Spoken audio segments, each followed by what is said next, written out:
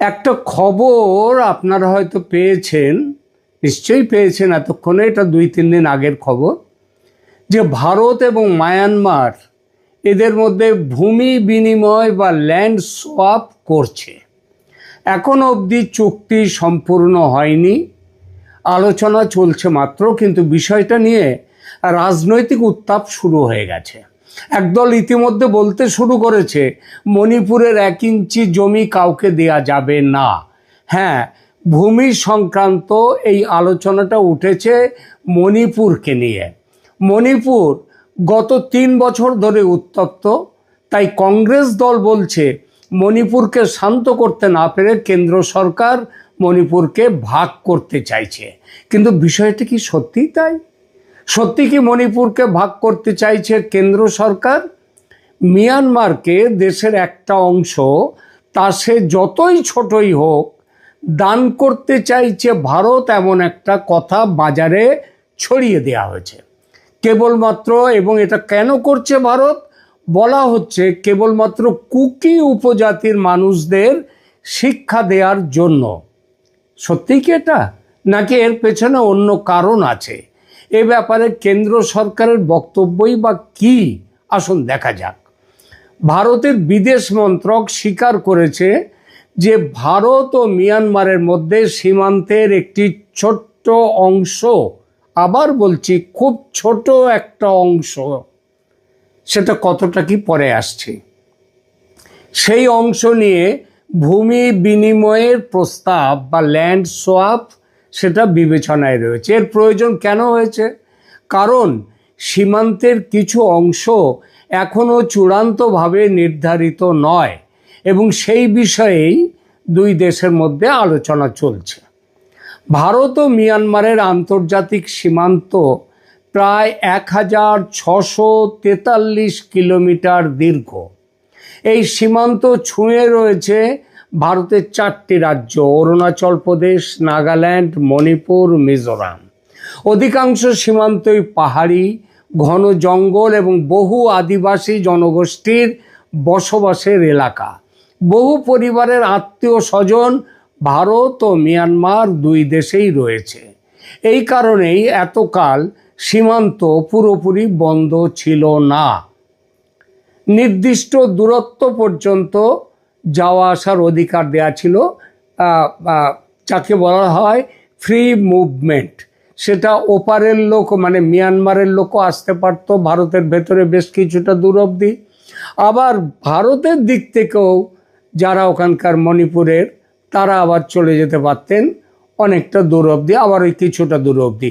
এই জায়গাটাকে বলা হতো ফ্রি মুভমেন্ট জোন। কিন্তু গত কয়েক বছরে পরিস্থিতি বদলে গেছে।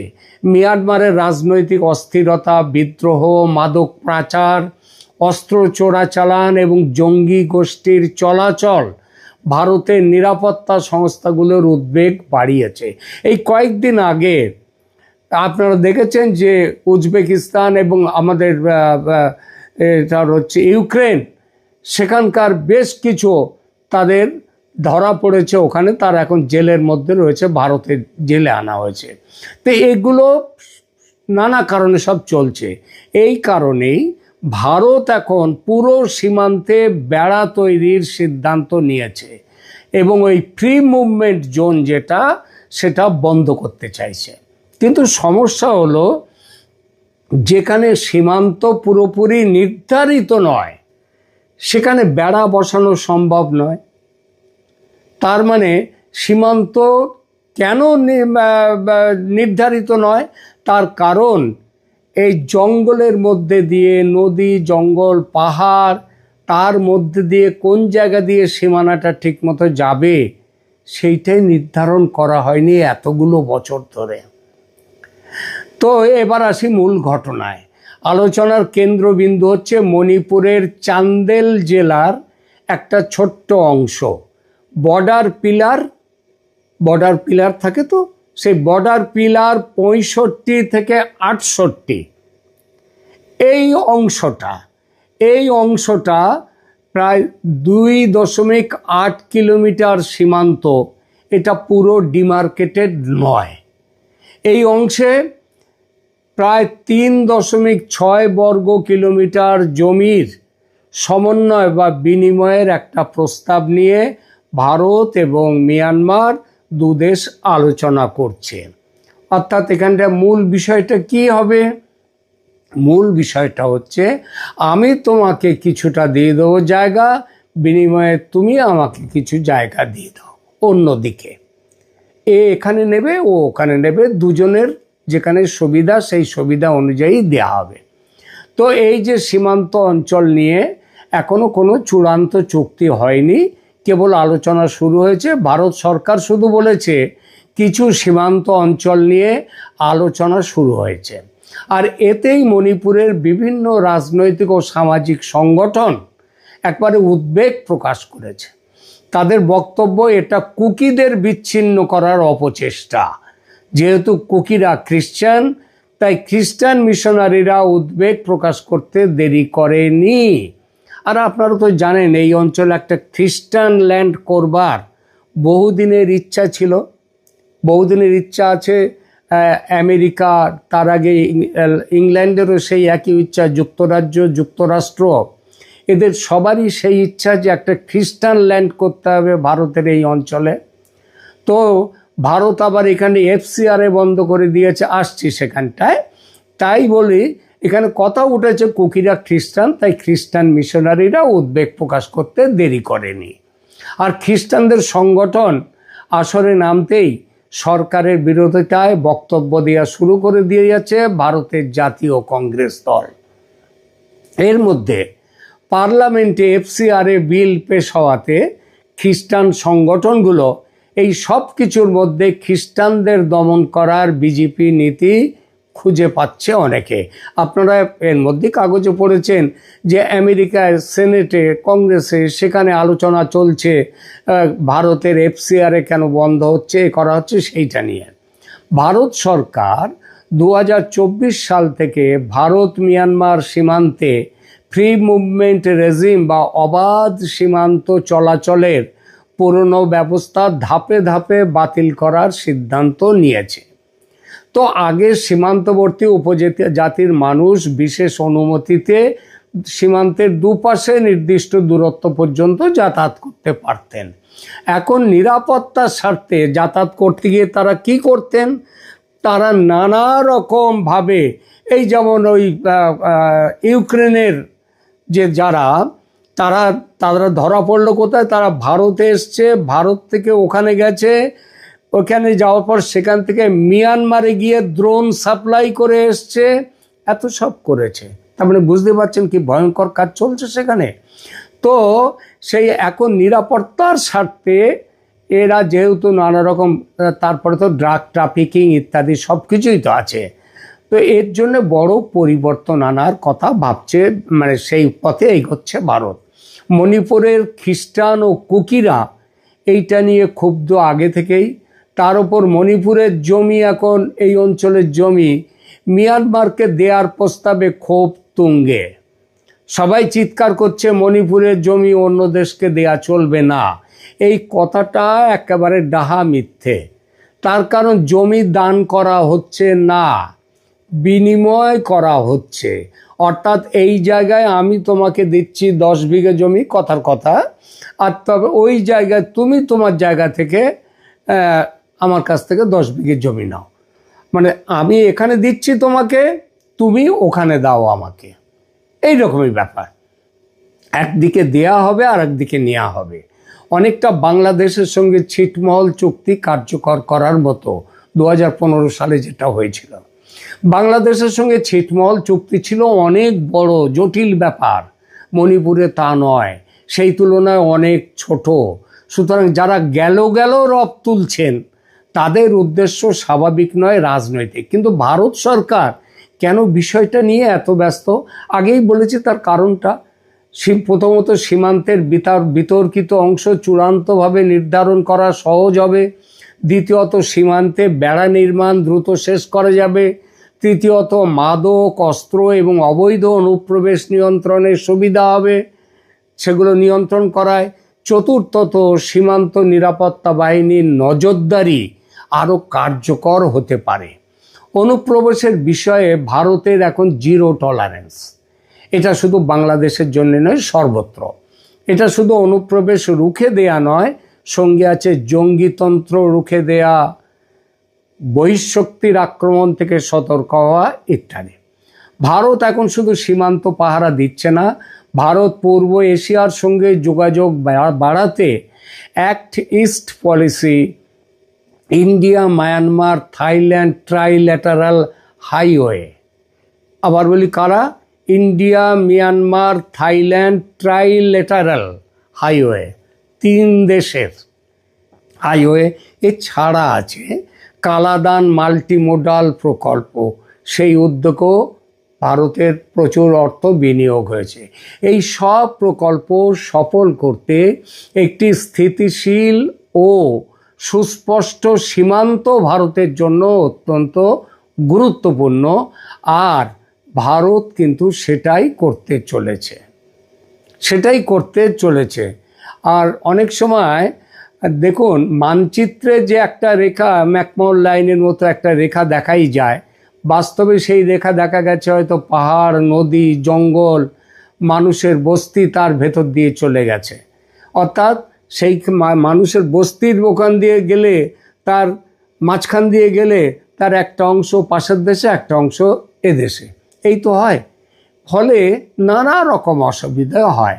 আজকের সবচেয়ে গুরুত্বপূর্ণ বিষয়টি হলো ভারত ও বিনিময়ে মিয়ানমারের মধ্যে এই রকম অনেক জায়গায় ম্যাকমোহন লাইন যে চলে গেছে, সীমান্ত লাইন, সেই লাইন অনুযায়ী ডিমার্কেশনটা করা যায়নি এতকাল, কারণ জঙ্গল, পাহাড়, নদী করা যায়নি।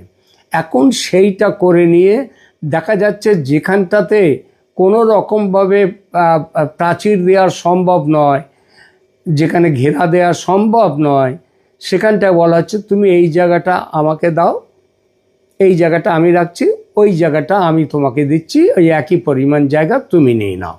এইটাই ব্যাপার। এটা হচ্ছে পারস্পরিক সদিচ্ছা। এই আলোচনা শেষ পর্যন্ত ভূমি বিনিময় পর্যন্ত গিয়ে পৌঁছবে, নাকি অন্য কোনো সীমান্ত নির্ধারণের সূত্র বের হবে, সেটা ভবিষ্যৎ বলবে।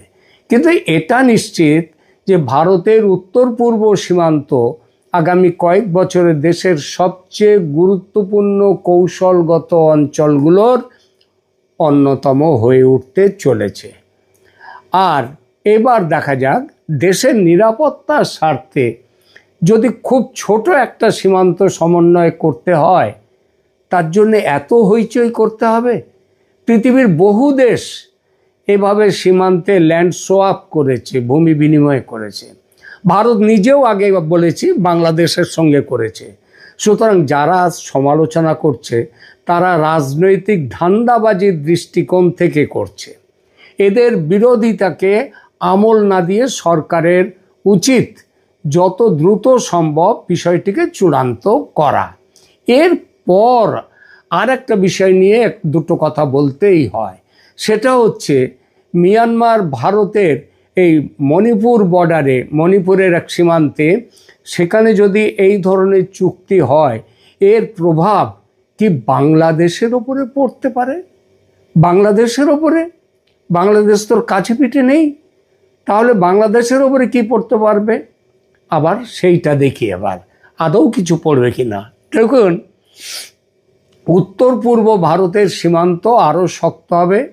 মিয়ানমারের সঙ্গে অমীমাংসিত সীমান্ত নির্ধারণ করে ভারত যদি ফেন্সিং কমপ্লিট করতে পারে, তাহলে মিয়ানমার, মণিপুর, মিজোরাম অঞ্চলে জঙ্গিদের ঘোরাফেরা, জঙ্গিদের অস্ত্র দেয়া, মাদক পাচার এবং অনিয়ন্ত্রিত মানুষের চলাচল, অনুপ্রবেশ ইত্যাদি কঠিন হবে।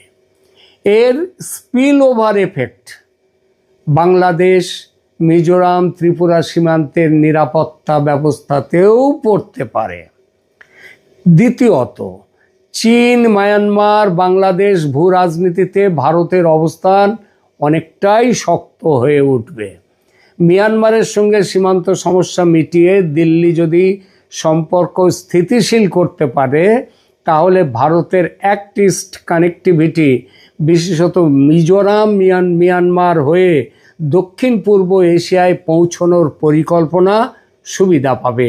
এতে বাংলাদেশের ওপর ভারতের যে নির্ভরতা, সেই নির্ভরতা কমে যাবে।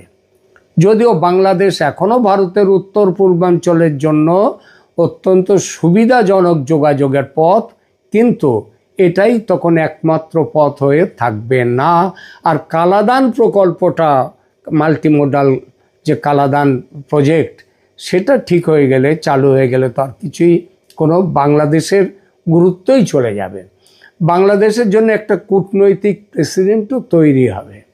ভারত যদি মিয়ানমারের সঙ্গে কয়েক দশকের আনরিজলভড বাউন্ডারিকে আলোচনার মাধ্যমে টেরিটোরিয়াল অ্যাডজাস্টমেন্ট করে মেটাতে পারে, ঢাকাকে তখন বলতে পারে ভারত, দিল্লি যখন মিয়ানমারের সঙ্গে বসতে সীমান্ত সমস্যা মিটিয়েছে, তখন বাংলাদেশকেও মেনে নিতে হবে কোথায় কি ভারতের অসুবিধার কথা, তাদের অসুবিধার কথা, একসাথে বসে একটা মিটমাট করো। এখন ওই যে ফেন্সিং করতে দেব না বলে চিৎকার, ওই চিৎকারগুলোই অর্থহীন হয়ে যাবে। এবং ভারত তখন বলতে পারে ভারতের বাকি নদী, সীমান্ত ব্যবস্থাপনা, ফেন্সিং এবং কানেক্টিভিটির সমস্যা একই রাজনৈতিক সদিচ্ছায় মেটানো তখন সম্ভব হবে। তবে একটা জিনিস, 2015 সালে যে ল্যান্ড বাউন্ডারি এগ্রিমেন্ট, সেটাতে আমরা অনেকটাই মিটে গেছে দুদেশের এই সম্পর্কটা, কিন্তু সেগুলো তো আবার মানতে চাইছে না বাংলাদেশ। এছাড়া আর একটা বড় জিনিস আছে, সেটা হচ্ছে রোহিঙ্গা প্রশ্নে একটা পরোক্ষ যোগসূত্র তৈরি হয়ে গেল। মিয়ানমারের অস্থিরতা এবং সীমান্তবর্তী আর্মড গ্রুপসের কার্যকলাপ বাংলাদেশ ও ভারত দুই দেশেরই নিরাপত্তার সঙ্গে যুক্ত। ভারত মিয়ানমার সীমান্ত আরও নিয়ন্ত্রিত হলে মানুষের চলাচলের পথ পরিবর্তিত হতে পারে। তবে এর ফলে বাংলাদেশে রোহিঙ্গা প্রবাহ বাড়তে পারে, এটা মনে করার যথেষ্ট কারণ আছে। সবচেয়ে আকর্ষণীয় ভূ রাজনৈতিক ব্যাখ্যাটা তাহলে কি? এটা বাংলাদেশের বিরুদ্ধে কোনো ল্যান্ড সোয়াপ নয়, কিন্তু ভারত তার পূর্ব সীমান্তকে ধীরে ধীরে সেটেলড অ্যান্ড ফেন্সড ফ্রন্টিয়ার, মানে কড়াভাবে যদি তাদের ফেন্সিং হয়ে যায়, তাহলে সেটা 2015 সালে বাংলাদেশের সঙ্গে স্থল সীমান্তের জট খুলেছে। এখন মিয়ানমারের অবশিষ্ট ডিমার্কেশন সমস্যার সমাধানের চেষ্টা হলে সেই বৃহত্তর বর্ডার ম্যানেজমেন্ট স্ট্র্যাটেজির অংশ, তার এফেক্ট পড়বে বাংলাদেশের ওপর। বাংলাদেশকে তখন ওই ভারতের সাথে বসবো না এই বলে না, তার নিজের স্বার্থেই ভারতের সাথে বসে মিটমাটের রাস্তায় আসতে হবে। এখনকার মতো এখানেই রাখছি, ধন্যবাদ।